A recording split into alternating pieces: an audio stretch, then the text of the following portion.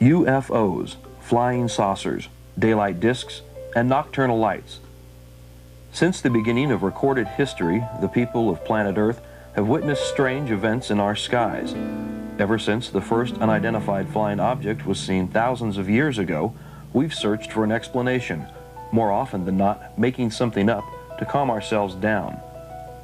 In this attempted identification, UFOs have been called messengers of God and chariots of fire. Still others insist that UFOs are extraterrestrial spacecraft from faraway planets and galaxies. With over 600,000 planets in our own Milky Way galaxy capable of sustaining life, the extraterrestrial hypothesis is the most commonly accepted theory. Admittedly, the subject of UFOs has drawn mostly scorn and ridicule from the American press, not so much a disbelief in the UFOs themselves as it is a frustration with the lunatic fringe generally associated with the UFO field, those who insist they know what UFOs are, where they come from, and what their agenda is. Whatever UFOs are, there still is no more of a case for one explanation over another until our government comes forward with the information many believe they have been sitting on since the 1930s. Whatever UFOs are, they keep appearing in our skies year after year, witnessed by thousands of average Americans, people who never gave UFOs a second thought until they saw something strange in the sky that they couldn't explain. In 1990 and 1991, reports of UFOs came from thousands of witnesses in the Soviet Union, Africa, Europe, Canada, Central and South America, and the United States. In the Soviet Union, most reports came from Tbilisi in the province of Soviet Georgia. In Europe, thousands watched a triangular-shaped UFO and white round objects fly over Belgium. A display so big and so spectacular that it was witnessed simultaneously in neighboring countries. This time, the Belgian government and Air Force admitted that the UFOs showed up on their radar screens during the multiple sightings. In the United States, thousands watched the same UFOs seen in Europe as they floated over northern Alabama and the Florida Panhandle. In the next 90 minutes, travel with us across the United States as we meet former Air Force officers in Roswell, New Mexico and Tucson, Arizona. We'll meet other UFO witnesses, scientific researchers, newspaper editors, broadcast journalists, and law enforcement officers who have first-hand experiences with UFO sightings and close encounters of all kinds. We won't try to tell you what UFOs are because we still don't know. Rather than speculate on what UFOs could be, we'll explore how Americans react to them in our program, UFOs, A Need to Know.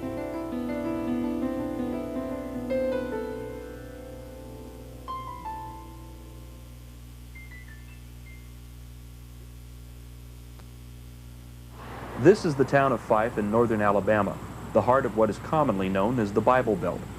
The people of Fyffe still live the same kind of lifestyles their ancestors lived here at the turn of the century. You could say that Fyffe, Alabama is the most normal place you've ever seen. But what happens here after the sun goes down isn't always normal. On the evening of February 10th, 1989, residents from all over the county deluged the switchboards of local law enforcement agencies. Some callers reported seeing a beautiful flying saucer rimmed by bright multicolored lights, hovering silently and flying off into the distance at a snail's pace. Others watched a large triangular object with 3 large white lights underneath. One local resident phoned the Fyffe Police Department after watching a crescent and triangular-shaped object pass over the treetops. As the woman reported the object, she asked for a patrolman to come out and look. Fyffe Police Chief Charles Jr. Garmany and Assistant Chief Fred Works half-heartedly got into their patrol car and headed out to the community of Grove Oak, west of Fyffe. Before they could reach their destination, they heard officers from neighboring police departments on their radio, all reporting strange objects in the sky, objects that made no sound, objects they couldn't begin to recognize. In less than a minute, Chief Garmany and Assistant Chief Fred Works spotted one of the objects. A lady had called an object in the sky in, and the chief and myself went out to check it out, and we saw a bright white light in the sky before we ever got to her location. And we stopped and watched it. It was like maybe 2 fingers over the horizon, over the treetop horizon, and appeared to be moving at a very slow pace.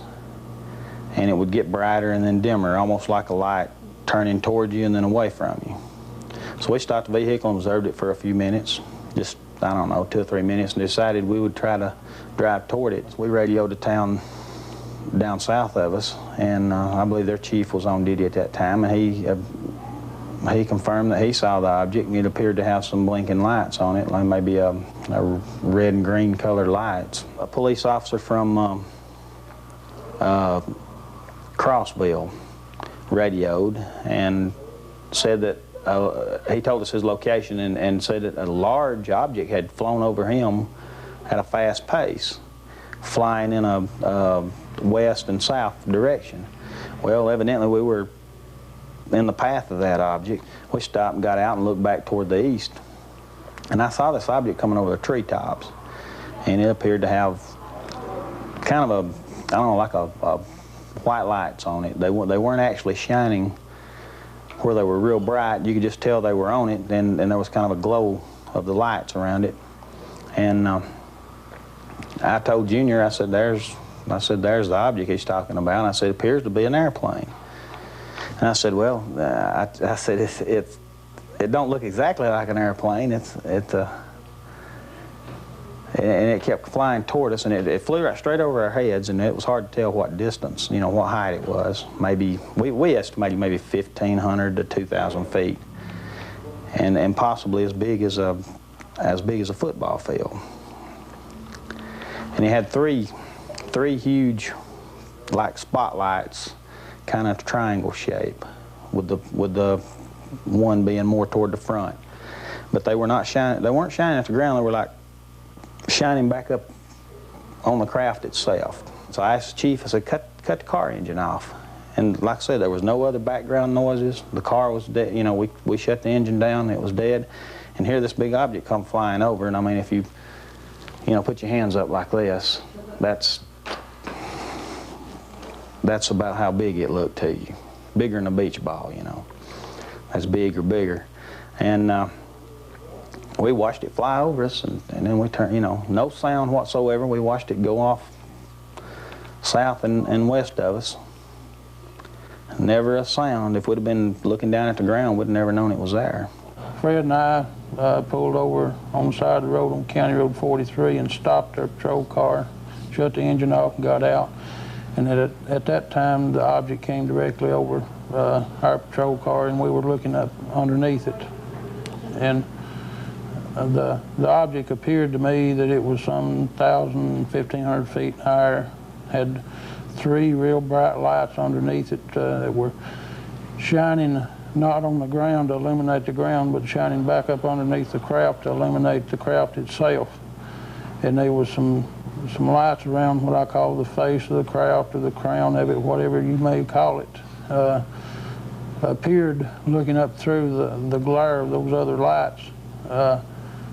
Maybe green, blue, or red, or some of them might have been white. It was a large craft, and it had no sound whatsoever. It just continued didn't descend or pick up any speed or anything, just a steady speed, just right over us, and went right on out of sight. Sometime after that, now after '89, of February the 10th, we had several calls. The night of February the 10th, we had several calls, and they've been scattered reports ever since then. I had a person come in just last night. Marty Roberts in the Grove Oak area came in, and he described this object to me and drew me a diagram of it on a paper, and it was something similar to what I had seen on February the 10th of '89. And he's seen that this past date. A lot of the people who are telling the stories are people that I know personally and have known for a lot of years. And I don't have any reason to doubt what they say they saw. But nobody is telling me what it is. They don't know either. They just know it's something that's very unusual. Even more compelling evidence comes from this documented case where unidentified flying objects left physical traces of their presence. I was driving home from work about 9:30 in the evening, 9:30, around that time. And approaching the road that turned off a paved road to my house, I noticed flashing lights in the distance and assumed that they were fireworks. And, but was puzzled about why someone would be shooting fireworks in August. You see this at New Year's and the 4th of July, but never in August. But I continued on home, turning down a dirt road toward my house, and I got about halfway down the road, and suddenly, in the distance, about treetop level, this huge object just lit up. And it was a glowing orange-red color. It was enormous. And so I stopped the car, convinced that I was seeing things, or I didn't know what it was. However, when I stopped the car, it went out. And so I immediately proceeded to go home, went on down the road, and I went a little distance, and it came back on. Just this, again, this huge thing. Then I stopped again. And when I stopped, it went out. And I sat there for a few minutes, and then I started on again to come on down the road home, and it lit up again. And when I stopped the car, it didn't immediately go out, but it did go out. And I decided that I'm not staying, I'm leaving. And so I began reversing up this dirt road with the ditches on either side. No backup lights. I don't really know how yet I made it without going in the ditch. But when I finally reached the paved road and turned around and then looked back, coming toward me at about power line level was an enormous, bright, bright light. The glowing object was not there any longer. It was just this really bright light, and moving very slowly in the direction that I was traveling. And so I immediately took off, and I went back to my office in Fort Payne. I have no idea what I saw, but it scared me to death. It was bigger than my house. It was just an enormous glowing object. There were 6 or 8 pine trees that were affected by whatever this thing was. They had turned a very strange color, the needles on the pine trees. There's a maple tree nearby that with leaves on one side and no leaves left at all on the other side of this tree. And underneath where this object was, there's nothing but bare ground. Everything had died, all the grass and weeds and foliage of any sort. Just totally bare ground. Well, this happened in 1976, and it seems, I'm not absolutely certain of this, but I think it's been about 4 years ago that it finally started to regrow, which would be 86. So there was a period there of somewhere around 10 years that we had just a big bare spot there, that nothing grew. And there was a large pine tree that looked like something had just snapped the top out of it. However, it had not turned a different color. It was still green, but it was broken.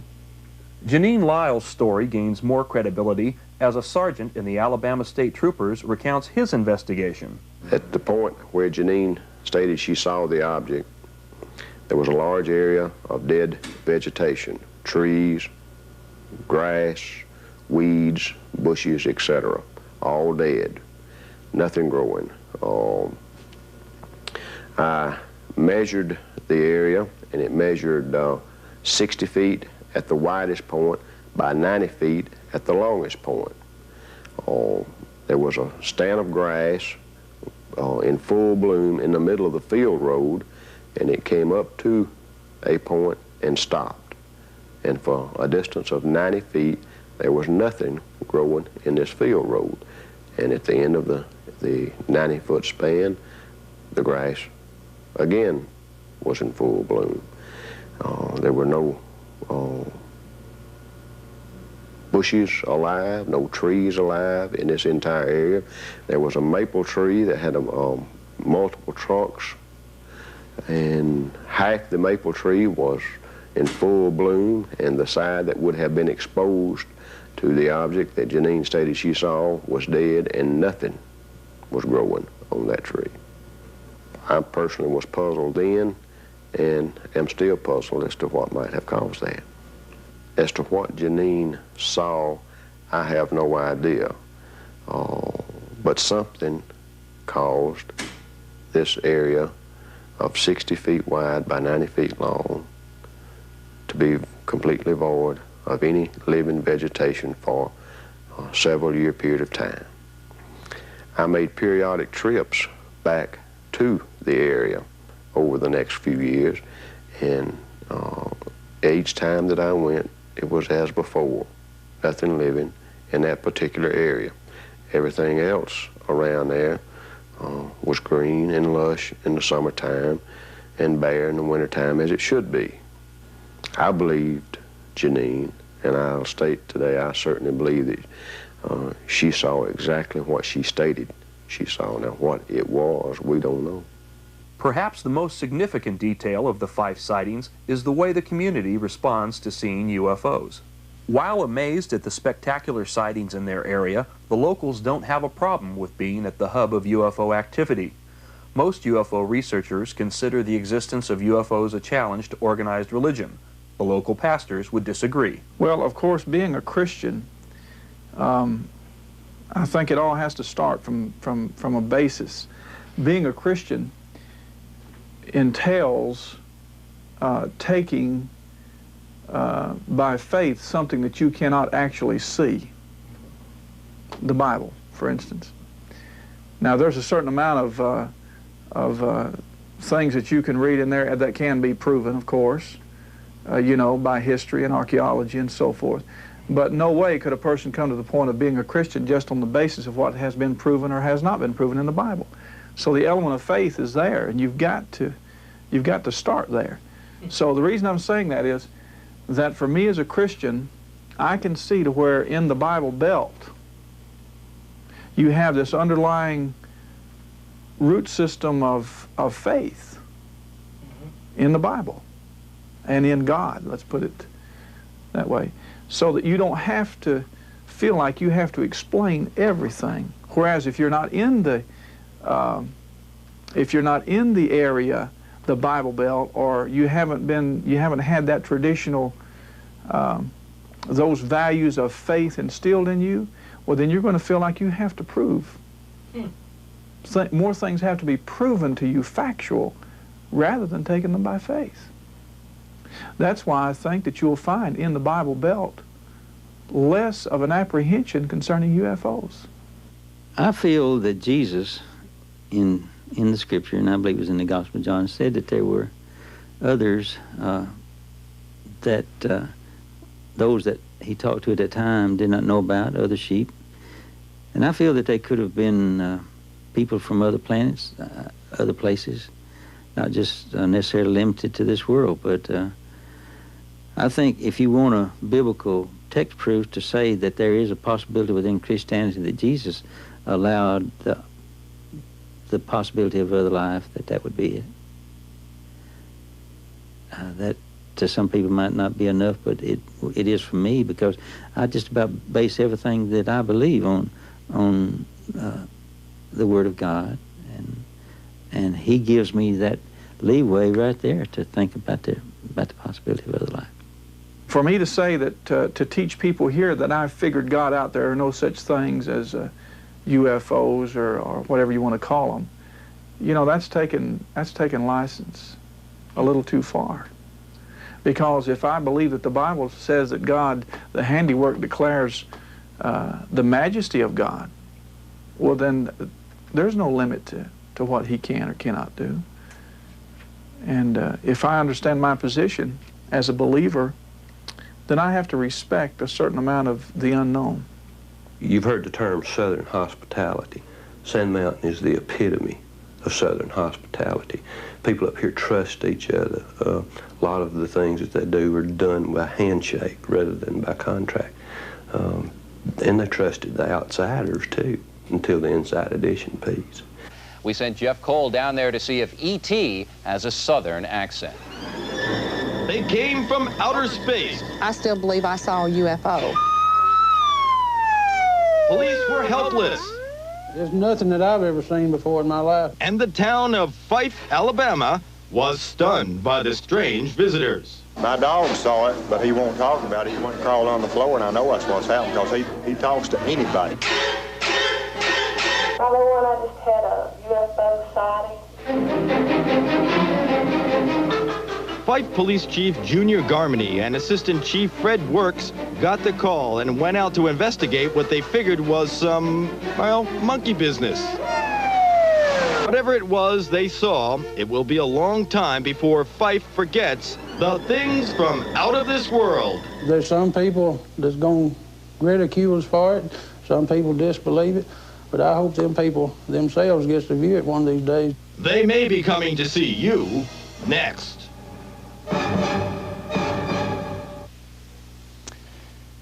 There is a legitimate investigation going on down there, if you can believe it. The FAA and the Air Force are doing that investigation. And if any of you Martians are watching this broadcast, please drop by to see us and bring Elvis with you. Straight ahead, we'll get back to reality. What was the reaction to the job they did? Well, they did a job, all right. They spoofed the incident. They made it appear like a Keystone Cops kind of a program, and people up here didn't like it at all. They thought they were here in good faith, so they showed them the Southern hospitality. And when the program came out, they were incensed, not just the people in the Fyffe, but the people of the whole area were very, very angry at what Inside Edition did. It was ridiculous. When Inside Edition came in to do their piece, everybody was welcome. We tried to make them feel at home and to be a part of the community. But after the Inside Edition piece ran on TV, the outlook toward the media was completely different. It wasn't hostile, it's just that they didn't get any help. Help was slow in coming. You had to show good faith that what you were doing wasn't going to be like what Inside Edition did. People are still seeing things up here. They're not as frequent as they were during that time, but there are reports of seeing things in the sky almost constantly. I don't mean every day, but I mean hardly a week goes by when we don't get some reports of something in the air. The history of UFOs in America goes back to 1897, when a great airship was seen traveling coast to coast by multiple witnesses. This despite the fact that airships did not yet exist. Reports of the great airship were printed in newspapers from New York to California. More recently, the modern age of UFOs in the United States was ushered in by the Army Air Force's Air Technical Intelligence Center. Among the first Air Force officers to analyze reports of UFOs was Wendelle Stevens, a retired lieutenant colonel now living in Tucson, Arizona. Colonel Stevens left the Air Force after 26 years to investigate UFOs full-time around the world. I was working in the Foreign Technology Division at Wright Field. I was a test pilot there. And all of the pilots had a desk. They had additional assignments besides their flying assignment. Mine was in the Foreign Technology Division in the Air Intelligence section, Air Technical Intelligence. It's where we analyzed technical data pertaining to engineering developments concerning aircraft discovered worldwide. It was forwarded through intelligence agencies to the United States government, and we got the aerotechnical information. And we tried to match it with other information from other sources, from other countries, trying to stay on top of the latest developments worldwide. And of course, at the same time, we were getting operational reports on strange aerial phenomena observed. During the war, this phenomena was called Foo Fighters. It comes from the French word for fire, fireball fighters. And all of those things were collectively called Foo Fighters, for lack of a better term. And we had reports from back as early as 1933 on such events observed and reported through intelligence channels. These Foo Fighters represented the ultimate development at the time. It was something beyond the visible capability of any country in the world to produce, as far as I could tell, from what was available to me, probably as much as anybody else in the country at the time. And my assignment took me to Anchorage, Alaska, where I went to an Army base. The Air Force had separated from the Army, and now I'm going back to an Army base. And I found that my position, initial position there, was as Assistant Base Operations Officer, which was out of my specialty. But my primary duty was to supervise a team of technical technicians from the Air Material Command, from my parent command, who was up there working a highly classified radar project on an unclassified weather research project. The weather research project was using the B-29s to survey the Arctic, and that was an excuse for the B-29s to go into the Arctic space and run what they called profile missions with their mission folders on potential targets. They were assigned a grid plan to be flown after that to map both photo mapping, radiation mapping, thermal mapping, magnetic mapping. We ran all kinds of maps simultaneously with equipment installed aboard the B-29s when they were prepared for these missions. Along with that was this special team that I was supervising of civilians that installed a kit of equipment aboard the airplanes, which consisted of additional cameras. It consisted of, all combat airplanes have 16mm cameras mounted in the guns. But in addition to those cameras, we installed other free-mounted 16mm cameras, handheld 16mm cameras, 35mm movie cameras, a 70mm movie camera, and we had still cameras up to a Fairchild K20 that took a picture on an 8-inch by 10-inch negative. That's the size of a typewriter page. These cameras were all put aboard the craft, and each crew member was assigned specific responsibilities with each camera. In case something happened in the air, they were prepared. We also installed surge detectors on all of the electrical systems in the airplane. We had radio frequency detectors that swept the spectrum of radio frequencies. They would search the spectrum for an emission, stop on emission, read it for 30 seconds, and cancel it, and then sweep again looking for more until they had copied all of the frequencies being emitted. It would continually scan. Now, when those airplanes returned from a combat mission, all of this equipment was downloaded, and in the debriefing of the crew, if they had encountered anything, or if they had discovered surges on the line, or electrical anomalies, or interference on the radio, or anything unusual, we'd package all of the material into a metal box, and it would be couriered to Washington, chained to an officer's wrist that night. And about twice a month, they came back with reports of something operational in the field of activity we were surveying. They either saw other aircraft in flight over the Arctic under conditions that would indicate strange aircraft, high speeds, far beyond anything we could fly, 1,000, 2,000, 3,000 miles an hour. Objects standing still in the air, motionless. Objects approaching the aircraft head-on, reversing direction, and then proceeding ahead of the aircraft at the same speed in flight. We had reports of disc-shaped objects that paralleled the craft in flight. In one case, we had one that paralleled the ship so close it was behind the trailing edge of the leading wing and ahead of the leading edge of the tail wing in the slot there. And they got pictures of it with all the cameras and with the Fairchild K10 camera too. And we had reports of objects that were seen to land on the ice, on the snow and the ice at the ice cap of the Arctic.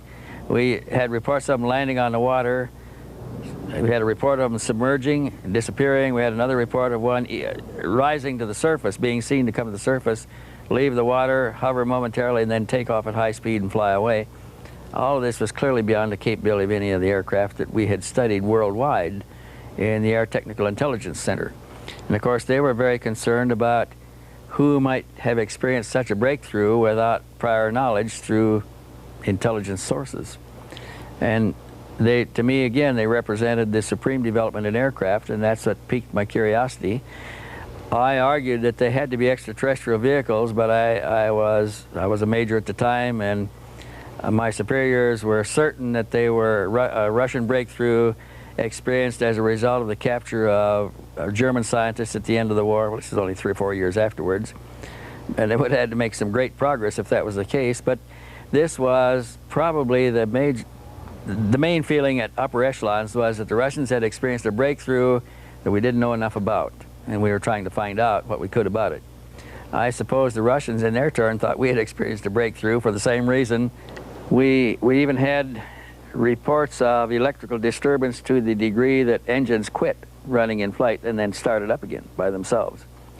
We had radio interference on the communications lines where they experienced complete communications blackouts, and then for no reason at all, communication would come back again. We had surges on all of the lines, including closed lines that were within the airplane. That, for instance, some systems in high technological airplanes work at, say, 300 cycles per second. Another part of the same equipment may work at 150 cycles per second, some at 60 cycles, more and less. And we had electrical interference simultaneously on all frequencies at times. We also had selective interference on different frequencies.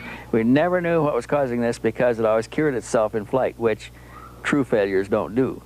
And it indicated the potential for somebody else to selectively interfere with frequencies and functions aboard an operational vehicle in flight. And these are supposed to be our best military equipment. They're supposed to be foolproof, and somebody was fooling with the systems. And so I'm sure this got a lot of attention in Washington. I was never able to see anything because when a flight came back with evidence captured in that mission, my team of civilians downloaded the cassettes, the cartridges, the reels, the rolls, everything, and we were never allowed to process anything there. It was all packed in this metal box. It was like a small footlocker, and couriered to Washington, and nothing ever came back down the line to us. We don't know who handled it, we don't know how it was broken down, where it went, but the processing was all done elsewhere. So all I ever ended up with was the stories, but they were some very exciting stories.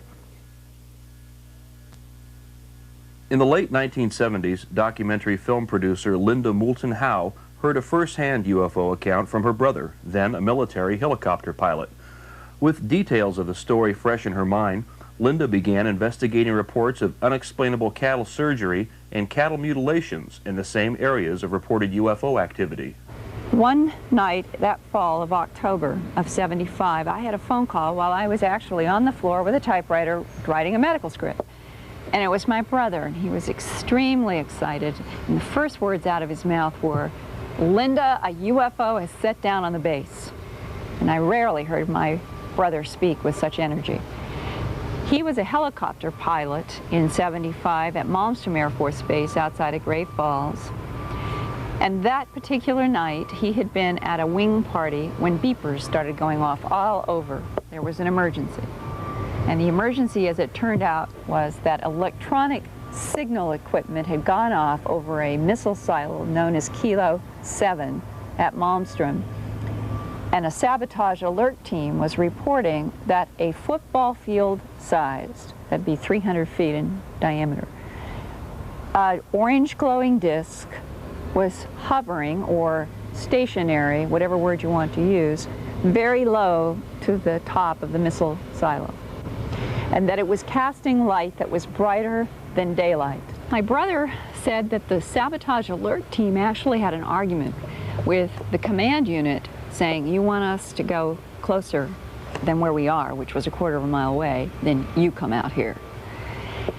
And that kind of insubordination got people's attention too, that something serious was there at that missile silo. Jets were scrambled. When the jets got above whatever this orange glowing thing was, it blinked out. The sabotage alert team said, "We know it must still be there, it's just disappeared." As long as the jets were there, couldn't see it. The jets were called back on it came. Began to rise and was picked up by radar until it Dopplered off at 200,000 feet. Well, the next day, my brother said that they sent a team out there to investigate that missile, and that they found that the targeting information in the computer head about where the warhead would go in the world had been changed. And the next day, they took out that whole missile and put in a new one. Same time, around the base, ranchers were finding mutilated animals. And my brother had a first-hand conversation with a flight surgeon at Moulton Air Force Base in 1975 when a rancher brought in the back of a pickup truck a cow in which The lips alone had been beveled so perfectly and surgically that the flight surgeon talked to my brother about it and said that the tissue of this particular cow had been drained so thoroughly of blood that it was not even red, it was the palest of pink white, and that he as a flight surgeon had no idea what had happened to that cow. Well, that was 75. The next year, I moved with my family from Boston to Denver. I had a little file on animal mutilations, but the truth was, I really, in my own mind, didn't have any solid connection of thought at all between the animal mutilations and what had happened at Malmstrom with that UFO. To me, in my mind, they were separate issues. I did a whole series of films and studio programs on environmental issues and was working on a program with a crew in the summer of '79. I was actually behind the scenes of a Colorado Shakespeare Festival, as far from this subject as you could get. And my sound man was talking about the fact that there were mutilations happening in the West. And sure enough, I began realizing that the newspapers had more mutilation stories, and I thought, well, I've got to get to the bottom of this. When this phenomenon, the mutilation, started back in the late 60s, I know that there were people who, in the beginning, they took it seriously, even though the rest of the world was saying it might be predator and satanic cult. I guess I find myself in that unusual and unique position of also being one of those people who took the mutilation seriously enough to stick with it long enough that I have found myself becoming an authority in an area that I never would have suspected, the mutilation of animals worldwide. But the carcasses themselves are one of the biggest single bodies of evidence that something highly unusual is taking place on this planet. Mutilations have continued every year in my files. I first started looking into the mystery in '79 to '80 when I did the documentary A Strange Harvest. And the phenomenon was worldwide then. It remained worldwide in stories throughout the beginning of the '80s. We're now 1990. And right here in front of me, I have an article from Associated Press, Cattle Mutilations, Still Unexplained. This is dated August 19th, 1990, Vicksburg Sunday Post, Vicksburg, Mississippi. Here is a story about 2 mutilations in a little teeny place in Mississippi called Guntown. This is 1990, this is right now. One of them, and I talked with the veterinarian, a veterinarian named McMillan in Guntown. Quote, a 500-pound heifer was found in early July with the left ear and 18 inches of skin from its left rib cage cleanly severed. Where the hide had been, a hole was bored through to the beast's heart. And the vet said that he could look right down through a hole in the rib cage and he could see a hole going through the heart. Do we have any technology that could do that kind of a... Maybe lasers. Maybe lasers. But the big question is, which contingency of the human community is going to be bothering with a calf in Guntown, Mississippi, with laser equipment that could do this? Current day lasers, if the military has it, fine. But this phenomenon started in 1967. Laser technology was lab bench research then, that year.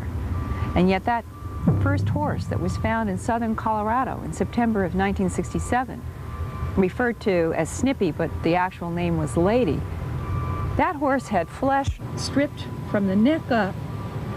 The bones were as clean white as if that horse had laid in the sun for months.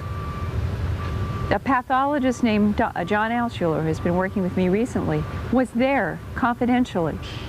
Didn't let anybody know. He looked at that horse and found that the internal sternum cavity of that horse in '67, all the major organs had been removed.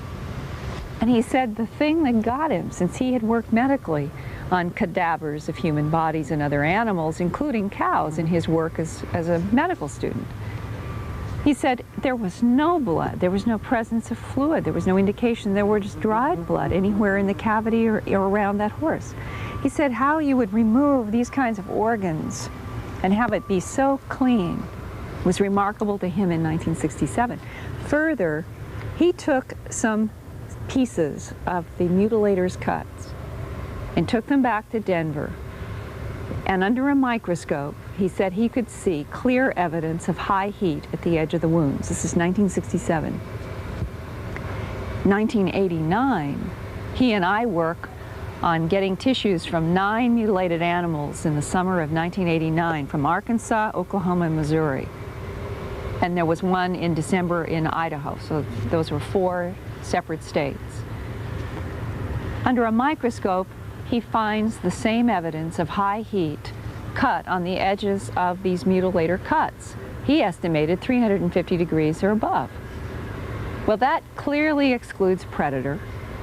And in my own opinion, and with the conversations I've had with law enforcement about the whole issue of satanic cults, I have yet to meet a law enforcement person who privately would say that they thought satanic cults were responsible for this, because there have been too many undercover efforts trying to come up with some satanic cult or somebody who would even give information that a satanic cult was involved with mutilations from Canada throughout the United States, Puerto Rico, Mexico, Central America, South America, Australia, the Canary Islands off the coast of Africa, parts of Europe.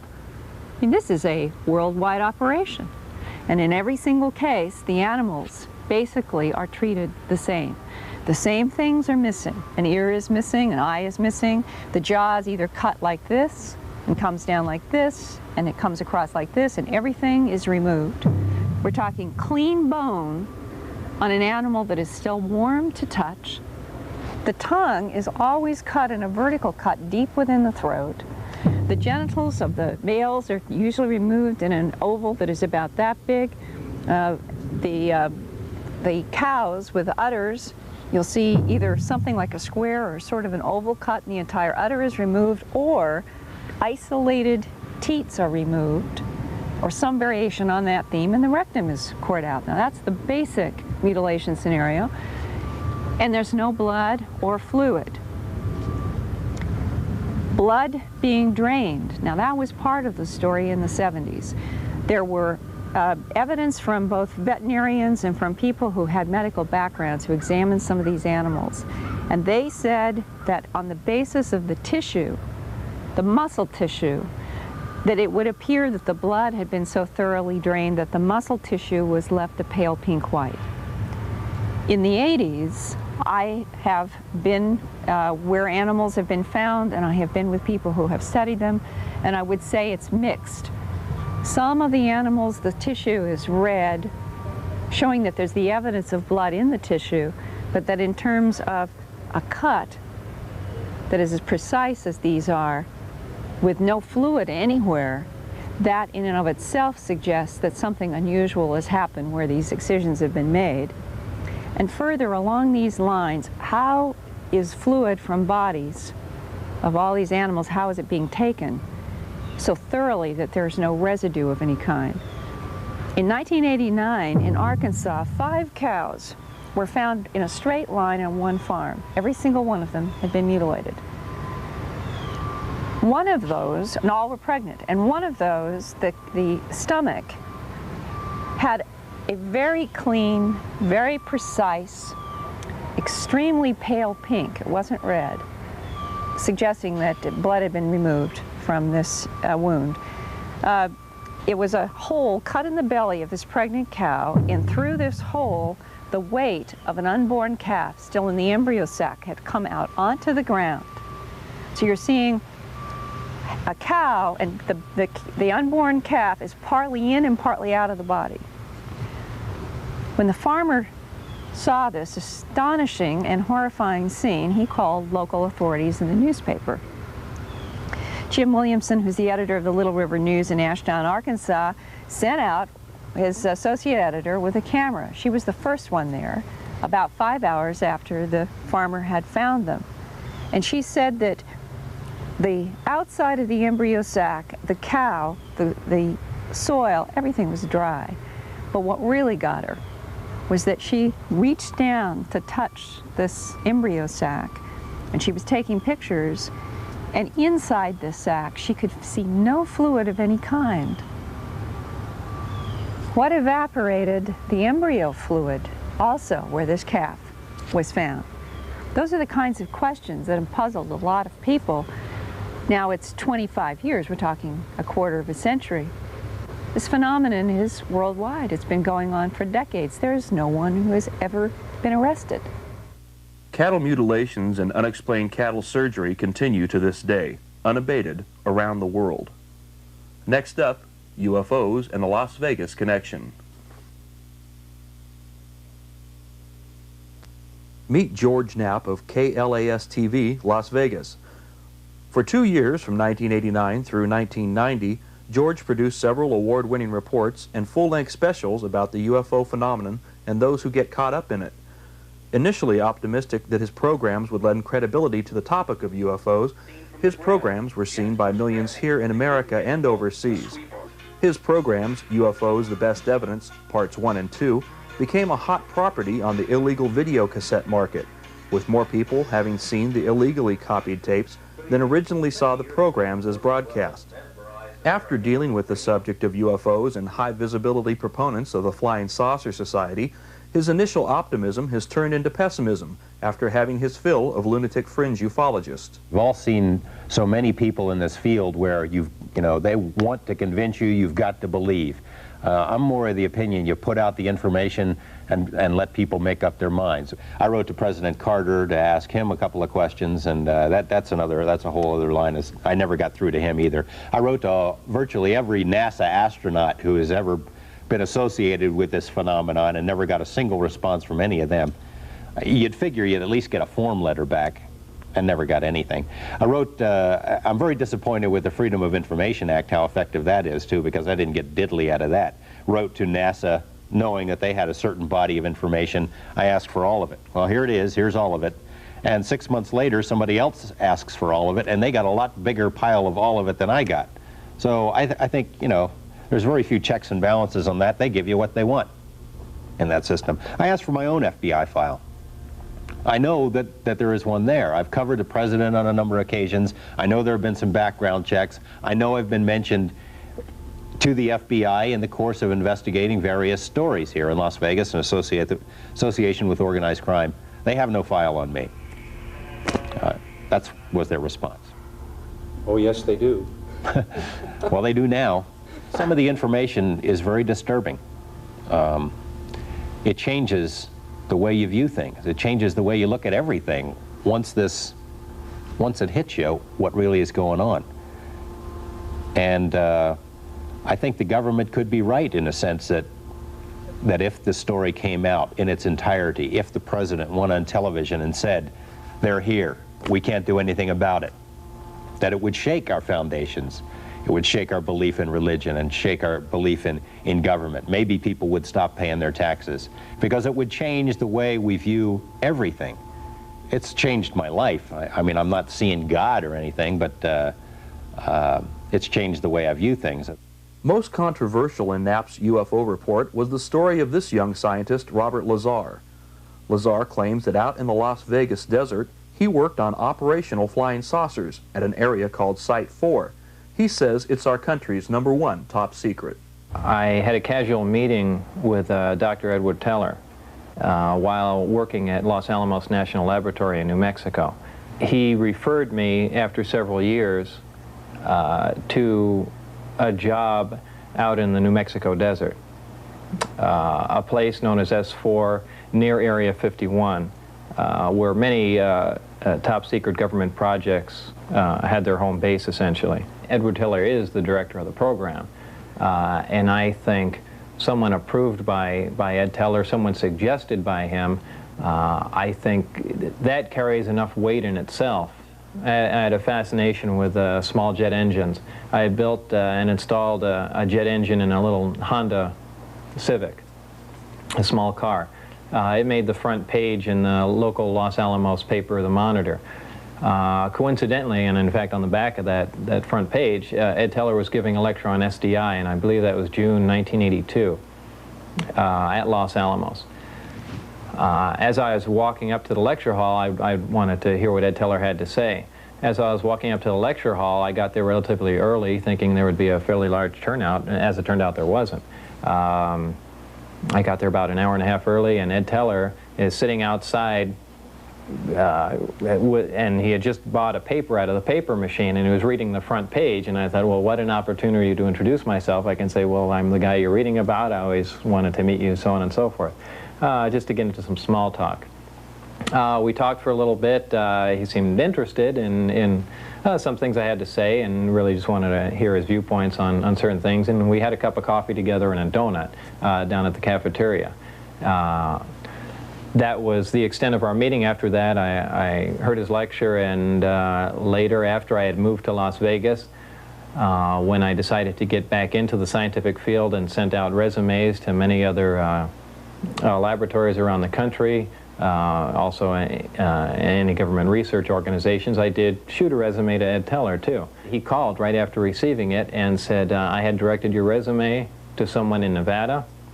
It's a highly classified project, and they'll be requesting an interview. Within 20 minutes, the phone rang. That was the request for the interview. So obviously, Ed Teller gave it more than a nudge. It was more like a directive that this person will be interviewed for this particular job, and that's the bottom line. So yeah, he did get me into the program. In early 1989, I was already in the program and working at a slow pace, because at the same time I had to go through an extensive security investigation that was like no other I had been through before. I had Q clearance from Los Alamos, and this was something far above it, which I was told was 38 levels above Q clearance.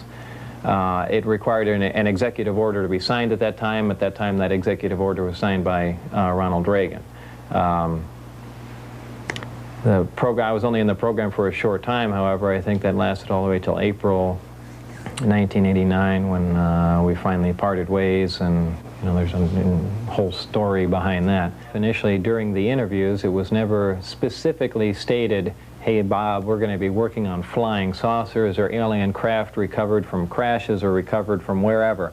The job title was a senior staff physicist. I was to be working on advanced propulsion techniques. Certainly when I made a few trips out there, began reading briefings, things dealing with the origin of the craft, the race or the type of aliens that piloted the craft, specifics on what these looked like, what their physical structure was from autopsy reports, things of this sort. Seeing the hardware, I realized that this is not a research effort, that this is back engineering, and that we have the device, the craft itself, and we are working backwards to find out how it works. They have the finished product and really want to find out the manufacturing technique, the basic physics in it, and it became very obvious what we're working on. But it was strange that even up till the very end, there really no words were said about what was going on. The time I saw the craft, large disc flying saucer, typical flying saucer,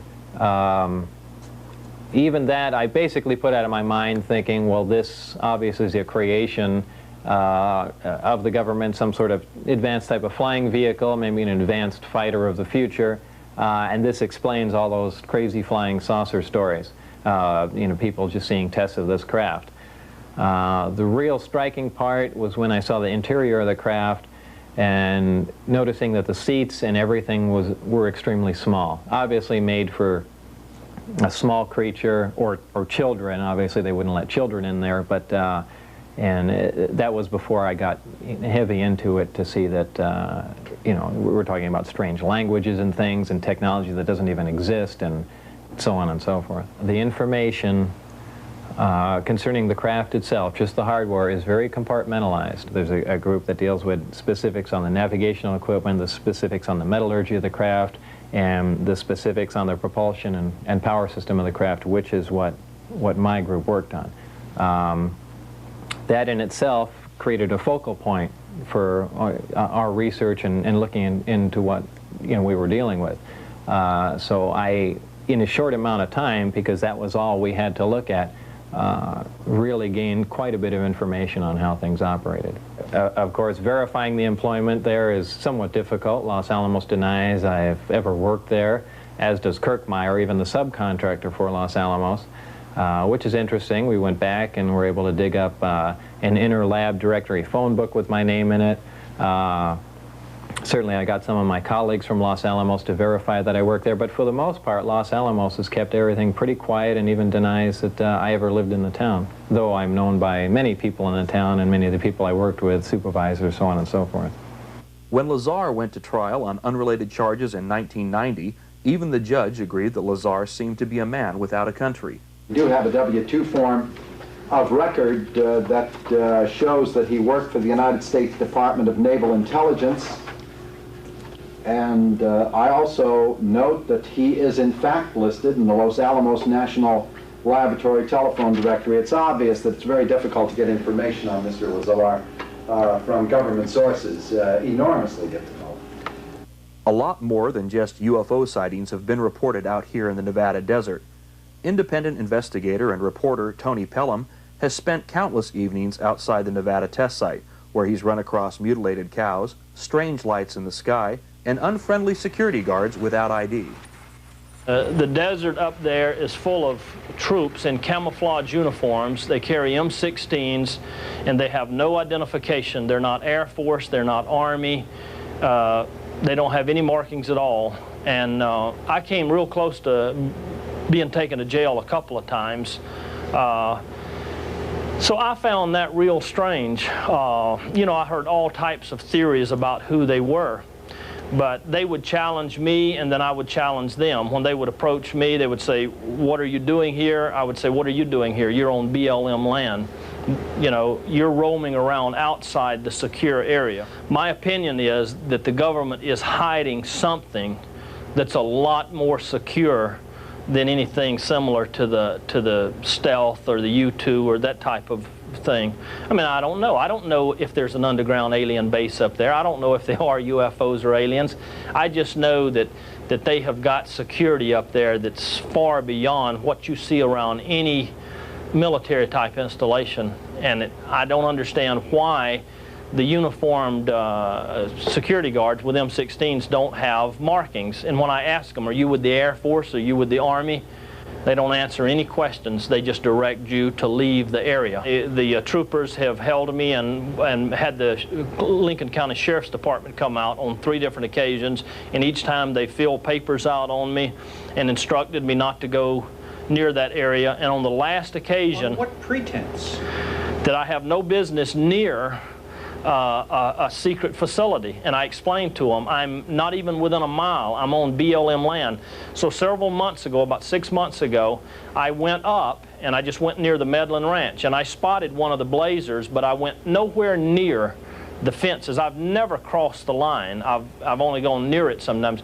On my way back to Alamo, the Sheriff's Department met me, pulled me over, filled out another set of papers, in a very formal manner said, "Mr. Pelham, this is the last time you're being told. The next time," he said, "and I'm telling you from the higher-ups, if you come back up and go up this road near this facility again, you are going to jail, period." On one particular occasion, I had some bizarre experiences of lights seeming to be at a great distance and then just in a matter of seconds being right at me. But I have never gone on camera or ever come back to George Knapp or anybody and claimed to have seen a UFO. I don't know what I saw that night. Shortly after that, as I started back, a blazer came in front of me from a side road, and the camouflage uniformed troopers stepped out with their M16s, and they asked me what was I doing coming from a secure military installation. And I said, "I'm not coming from this." I said, "I'm sitting out here in the desert." And he said, "What are you doing?" And I says, "I'm watching the strange lights." And he said, "Strange lights? What lights? We didn't see any lights." I went north of Las Vegas, just above Alamo, in the area known as Area 51, north of there, and I crisscrossed a lot of ranches all through Lincoln County and up in Whitebine County, and I found a number of dead cattle Some of them I believe to be mutilated of the same fashion that was shown in Linda Howe's book, The Strange Harvest. I'm satisfied that I personally saw some mutilated carcasses, certainly that look identical to some of the ones that Linda Howe showed in The Strange Harvest from back during the 70s. And you obviously talked to these ranchers also. Right, and on when one particular case, when my son and I found a black and white bull that had all the classic signs of the stripped away lower jaw, one ear, and the rectum cord out, and the carcass had not been touched by any coyotes or anything. There were no tracks around it. When I went and approached the ranchers about it, they just rode away, the group that were there, and I asked a couple of other neighboring ranchers, and they says, oh yeah, somebody drove by and shot that bull, and it laid out there. Which I don't buy that at all. It was a mutilated cow. When I actually looked over the sheriff's records and would talk with people who had held prominent positions in those counties off the record, they told me that from their own experience of investigating these fresh kills, that they personally believed that it was done by something from outside this planet. They say absolutely they don't believe it was coyotes or any type of animal, and there was no tracks. There was just no way anybody could have gotten into the area and done this type of mutilation without being seen by somebody or caught, or at least they would have left some tracks. And the fact that there's been thousands of these mutilations around the country and not one has ever been solved. Not one. There's not one sheriff's department or police department that has one solved. And so, like I say, these people that hold positions in the community, they don't want to go on a TV camera and say, yeah, I think it was done by some type of aliens. But off the camera, they say that they believe, because at the same time, the strange lights and the number of supposedly alleged UFO sightings in the area, that there's some connection between the mutilation of the cows and the strange lights in the sky. And all I was trying to do was either prove or disprove that that was going on. And to my satisfaction, I believe that the cows are being mutilated by something that nobody that I know of has explained satisfactorily how it's being done. In July of 1947, the world's first story of a crashed flying saucer came out of Roswell, New Mexico. The story was written and released to the press by Base Public Information Officer Lieutenant Walter Hott, under orders from his boss, Roswell Army Airfield Commander Colonel William Blanchard. I got a phone call from Colonel Blanchard, and he pretty much dictated, not all the verbiage, but it hit the salient points, telling me about the flying disc that we assumedly had pieces of, and who had gone and gotten it, and what was being done with it. And I wrote the release from the information that he gave me over the telephone.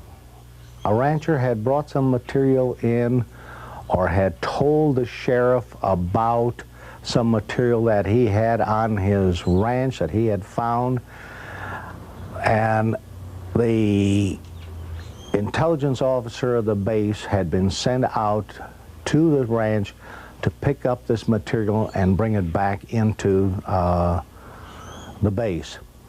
And that Major Marcel, who was the intelligence officer, was going to fly it onto 8th Air Force headquarters to give it to General Ramey, who was our immediate commander. The remains found were taken by Major Marcel to his home in Roswell, just down the street from Walter Hott. Major Marcel showed the retrieved material to his wife and son before returning to the crash site. This time, truckloads of the wreckage were brought to this hangar, and quickly the building was secured. Well, I went to my normal duty station, which was my building where we normally worked on the flight line, and later on that day I went to the building where we had these flyaway kits stored, and we had been going in there almost on a daily routine basis. And that particular day, there was an armed guard at the building, and we could not get in. What was in that building or why we couldn't get in, it was never explained to us, but we couldn't get in the building that we had normally been going into on a daily or 2 or 3 times a week basis.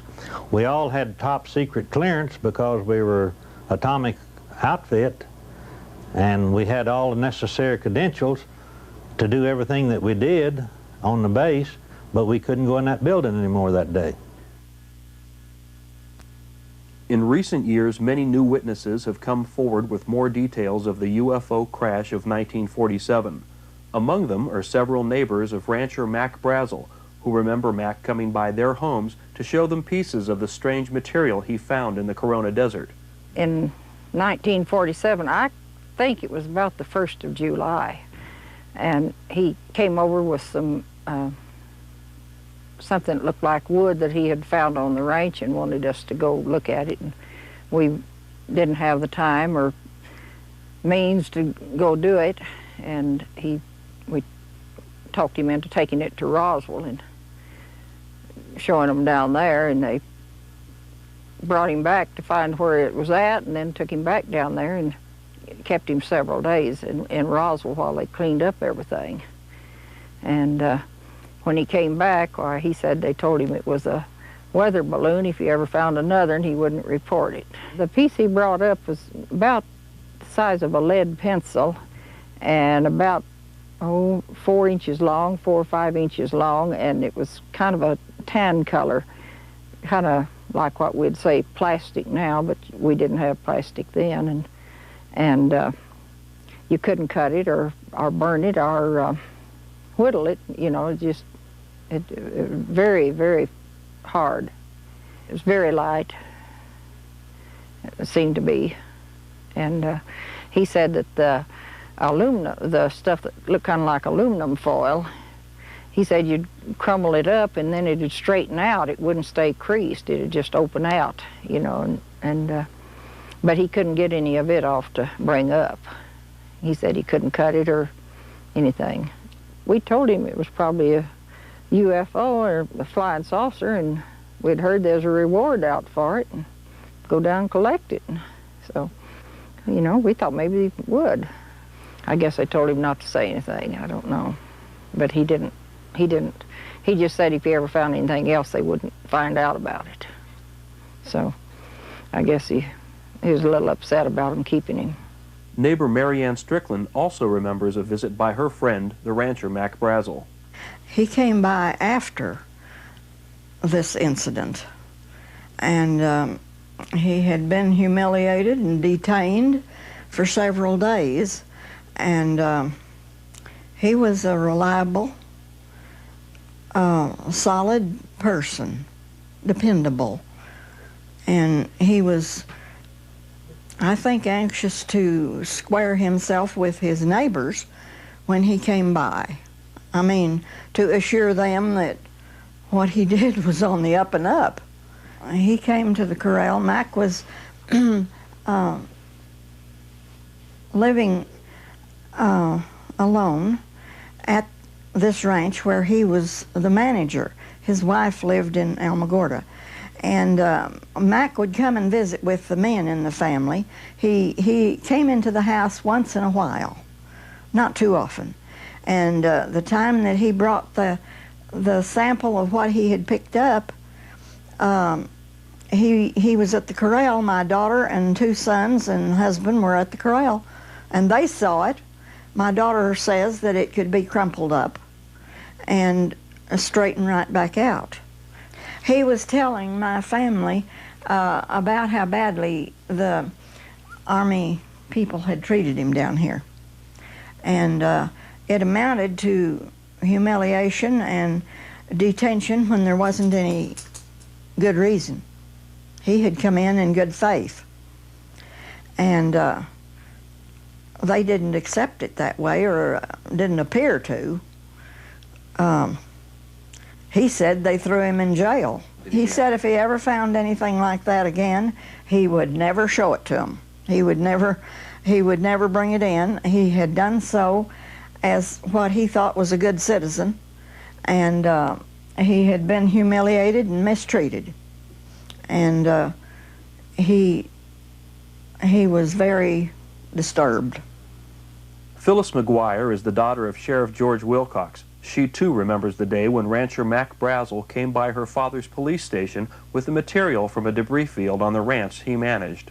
He told me that Brazel had been in to report a flying saucer, and I asked him if he believed that, and he said yes, because I don't know why he would come into my office and tell me this story for no reason at all. He had some material with him, he said, which I did not know what it was. And he said that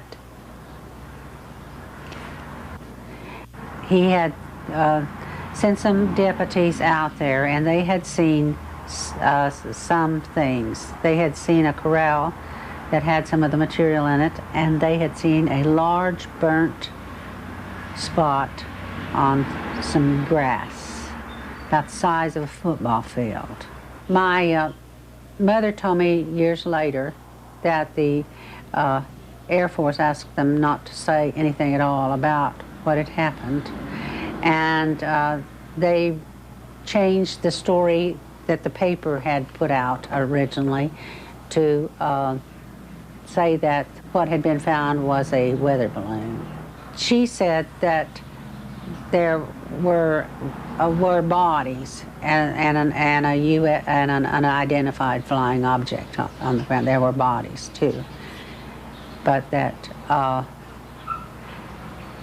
they stopped the investigation that the sheriff's office was going to do because the Air Force wanted them to. Yet another story of the strange debris comes from Charlie Schmid.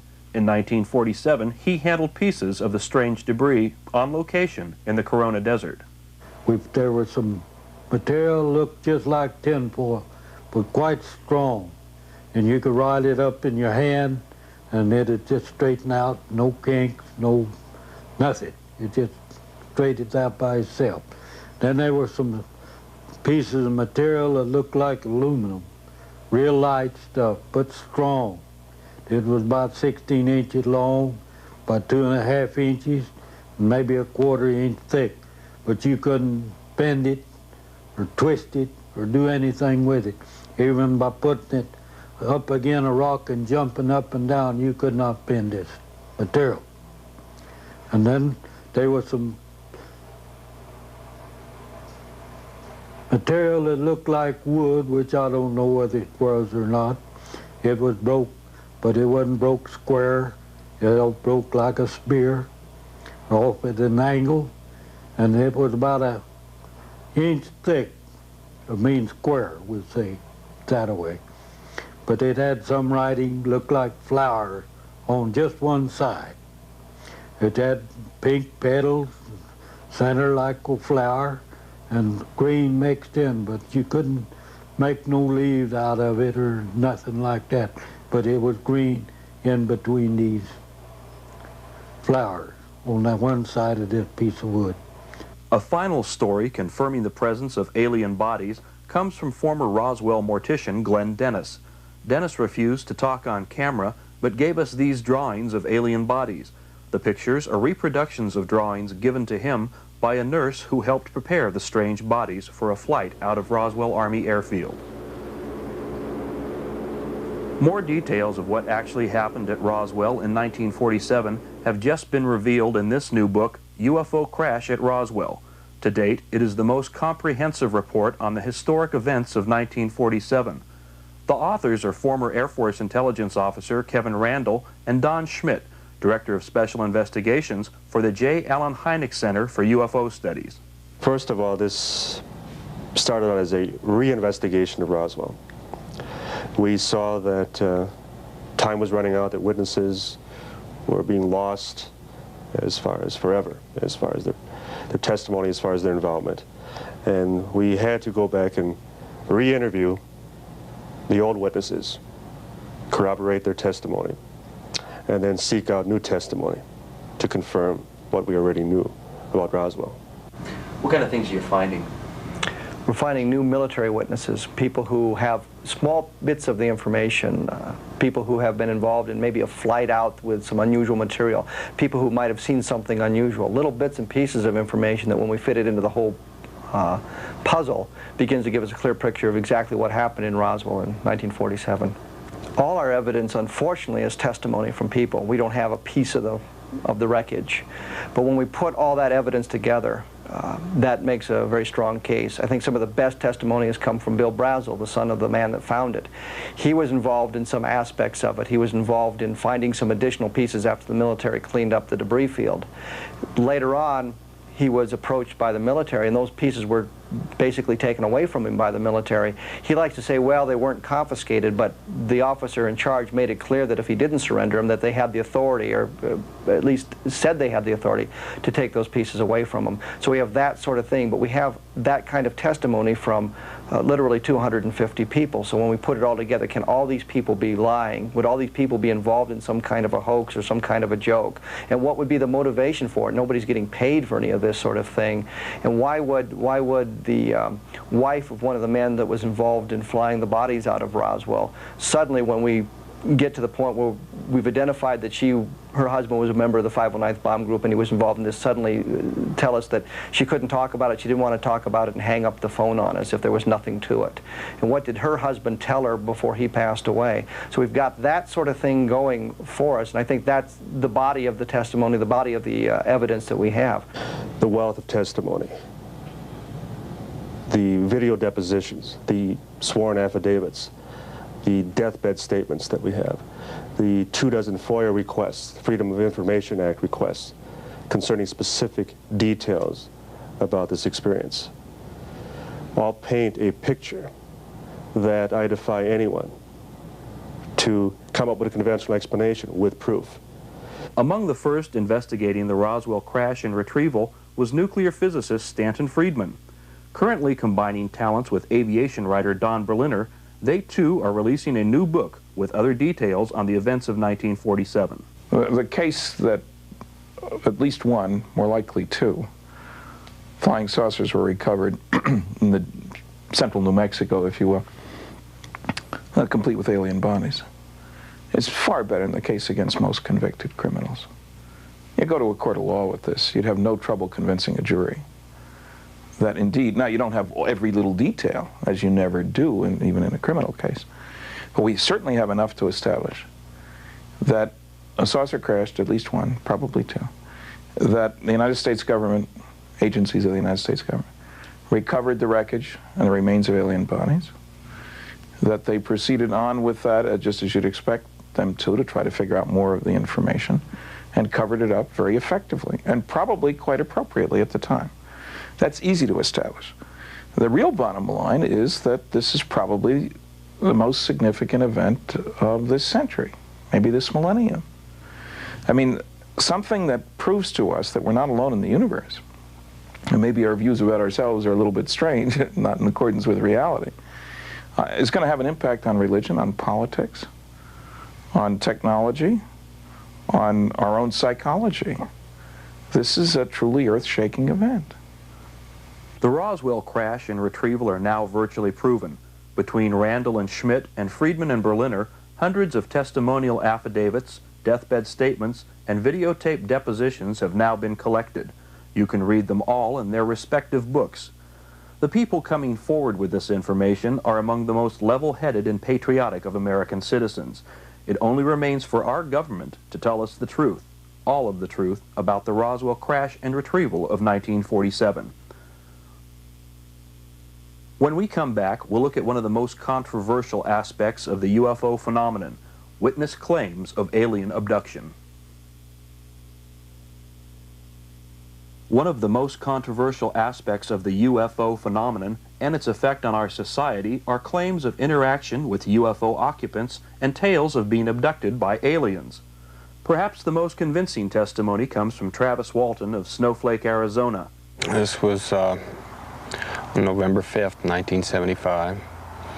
I was working with a crew of men in the woods, and we left the area. We'd worked late that night. It was getting dark, and as we were leaving down this dirt road way back in the woods, we saw a large glowing object near the road. Well, we stopped the truck, and I got out, went up to it for a closer look. I thought that this thing was just going to shoot right off, and then, you know, I hurried towards it thinking, you know, it'll be gone before I even get close enough to see it that well. But it didn't leave. It started to move, and the sound got louder. So I jumped down behind the end of a log there, and I decided I better get out of there. And I raised up, turned to go, and at that instant I just felt a numbing shock. I blacked out. Men in the truck said they saw a beam of energy come out of the craft and hit me in the upper body, knocked me through the air. When I regained consciousness, I was on board the craft, apparently. I came to kind of slowly. I was kind of groggy. I didn't regain consciousness real quickly, but when I finally got where I could see, I saw these creatures standing over me. And I became hysterical instantly. I knocked them back and jumped away from them. They started towards me. I screamed and made threatening gestures, and they stopped and turned and left this room. They had gone to the right, so I ran down to the left. I was down a curving hallway. I ran by some other doors, and I came to another door, and I kind of got to control myself a little bit. I kind of panicked there for a minute, but I stopped, went in this room. It was a very strange room. You could see the stars projected on the walls, or maybe you could see them through maybe some kind of a viewing screen or something. I don't know. But there was a chair in the middle of this room that had some controls on it, and I went up to that and tried to see if I could figure a way to open a door or get out of there or something. Another being came in at that point. The first creatures that I saw were very, very different from us. They were short, you know, less than 5 feet in height. They had large, bulging craniums, kind of a chalky white look to their appearance, very large eyes. He took me out of that room that this was parked in, down a hallway to a smaller room where there were some other people like him, and they put me down on a table, and I struggled with him, and I was knocked out, made unconscious with a kind of an oxygen mask-like device. And the next thing I know, I wake up on the road. Well, I know the Travis Walton case is a particularly striking case, and mainly because of the 6 witnesses. 5 passed in flying colors. An examination by a polygraph operator who was under the impression and the suspicion that they had murdered the then missing Travis Walton. And that investigator, who was a police polygraph operator, told me that if there was any defrauding or any kind of a conspiracy to produce a hoax, these 5 did not know of it, and that they were telling the truth when they told the story about Travis Walton. He remembered very little of the 5 days. But it wasn't what he remembered, but it was the fact that there were so many witnesses that had been examined in that particular way. I think that puts it down as one of the principal and most persuasive of the abduction cases. Seeing UFOs or believing in them is a personal experience. The interpretation of paranormal experiences is individually subjective to the percipient. Their interpretation of the experience, positive or negative, becomes their belief. Their belief becomes their reality.